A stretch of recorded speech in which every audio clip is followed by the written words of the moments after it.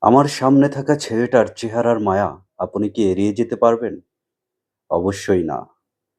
অবশ্যই কোনো বাবা-মার আদরের সন্তান। কেউ সন্তানের জন্য যুগের পর যুগ তপস্যা করে, আবার কেউ পরিস্থিতি কাউকে এই পর্যায়ে দাঁড় করায়।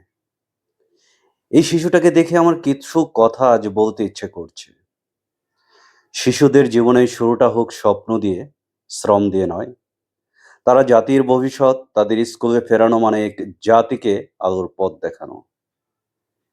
একটি শিশুকে তার অধিকার থেকে বঞ্চিত করা মানে তার জীবনের আলো নিভিয়ে দেওয়া। আমরা যদি তাদের রক্ষা না করি তাহলে আমাদের আগামীটা হবে অন্ধকার। একটি শিশুর কান্না যখন তার কাজের জায়গা থেকে শোনা যায়, তখন সমাজ ব্যর্থ হয়। এই কথাটা আমি আবার বলছি। একটি শিশুর কান্না যখন তার কাজের জায়গা থেকে শোনা যায়, তখন সমাজ ব্যর্থ হয়। এই ব্যর্থতার দায় কে নেবে? পরিবার, সমাজ নাকি রাষ্ট্র? প্রশ্ন রেখে গেলাম। আসসালামু আলাইকুম।